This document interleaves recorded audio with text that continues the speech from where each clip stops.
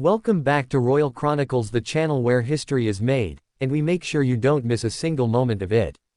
If you're new here, hit that subscribe button and ring the notification bell right now, because stories like this one are exactly why this channel exists. And trust me, by the end of this video, you'll want to be here for every future one. Imagine waking up at 4 o'clock in the morning in a rainstorm. You pull on your brightest clothes, grab your yellow umbrella, the one with the Pope's face printed on it, and you march through the downpour to a stadium. Why? Because something historic is happening. Something that your grandchildren will ask you about one day. Something you refuse to miss. That was the scene in Malabo, Equatorial Guinea, this morning, April 23, 2026, as Pope Leo XIV stood before 30,000 soaking, cheering, weeping faithful to say goodbye. Not just goodbye to one small country. Goodbye to an entire continent. But here's the question nobody is asking yet: what did this Pope really leave behind in Africa? And what did Africa leave inside of him? Stay with us. The answer will surprise you. To understand the weight of this farewell, you have to understand the journey. 11 days. 4 countries. Over 17,700 kilometers. 18 flights. This was no ordinary papal trip.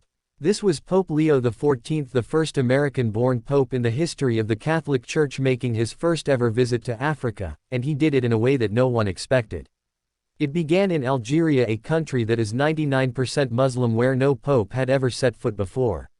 Let that sink in. Leo didn't just step into unfamiliar territory.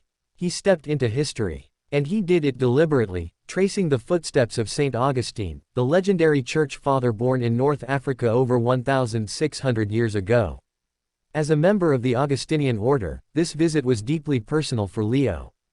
Algeria was not just a political stop. It was a pilgrimage. From there, the Holy Father moved to Cameroon, then to Angola, where he visited the haunting sanctuary of Our Lady of Muxima, a church that was once a hub of the Portuguese slave trade, and led a rosary in one of the most emotionally charged moments of the entire trip. In Sorimo, he greeted elderly women in a nursing home.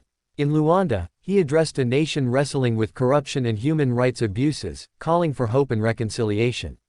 And then, the final stop, Equatorial Guinea.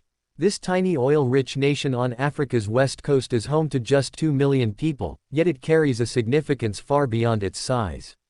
It is the only Spanish-speaking country in Africa. At least 70% of its population identifies as Catholic. And it had never, not once in history, received a papal visit. Until now. From the moment Leo touched down in Malabo, the energy was electric. He visited the presidential palace. He met with civil society leaders.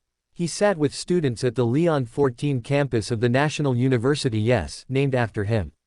He walked the wards of the Jean-Pierre Oli Psychiatric Hospital, spending time with patients who many in society had simply forgotten. He traveled to Bata, where he prayed at a memorial for victims of a devastating 2021 explosion. He visited a prison, staring directly at the conditions inside, and spoke of human dignity, not in vague terms, but pointedly, in a country infamous for its brutal jails. This was not a diplomatic courtesy call. This was a pope willing to look at hard things and speak the truth anyway. And then came this morning. April 23, 2026. The stadium was drenched before sunrise. 30,000 people gathered anyway, some arriving as early as 4 a.m., dressed in Vatican white and yellow. Michaela Mecca, a nurse, came with her 2 young daughters and her sister Encarnacion. Soaking wet, decorated in papal colors, she said something simple and profound: this visit is bringing young people closer to God. When the Popemobile finally rolled through that crowd, the rain having graciously cleared just in time, the roar that went up was the kind of sound that doesn't need translation. In his homily, Pope Leo quoted St. Ambrose: "If you are oppressed by injustice, he is justice; if you are in need of help, he is strength; if you fear death, he is life." He spoke of strength, hope, and the light that the gospel brings into darkness. And in a deeply moving moment, he honored the memory of Father Fortunato Nsuesano Aiambang, the Vicar General of Malabo and organizer of this very visit, who had passed away just days before, on April 17, never getting to see the culmination of his work. At the airport farewell ceremony, Pope Leo said he was leaving Africa carrying with him, and here is where it gets you, an invaluable treasure. Not gold, not oil, Not the trappings of power that Equatorial Guinea's leadership so visibly enjoys while its people struggle in poverty. A treasure of encounters, of faces, of faith. This trip was described by journalists as one of the newsiest papal journeys in the history of the papacy. There was drama, a remarkable public back and forth with U.S. President Donald Trump. There was history: first papal visit to Algeria, first papal visit to Equatorial Guinea. There were tears, and rain, and joy, and hard truths spoken to the powerful. And now it is over. The plane has departed Malabo. Pope Leo XIV is on his way back to Rome. And Africa, all four nations, from the deserts of the north to the coastlines of the west, from the jungles of Cameroon to the plains of Angola, will never quite be the same. That is the power of a single journey made with intention. That is what happens when a leader chooses to go not where it is comfortable, but where it is necessary.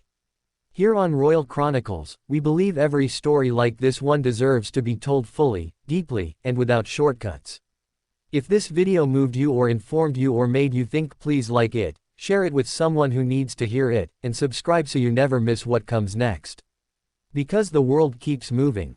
And we'll be right here to chronicle every royal, historic, and extraordinary moment of it. Until next time, stay curious, stay informed, and keep watching Royal Chronicles.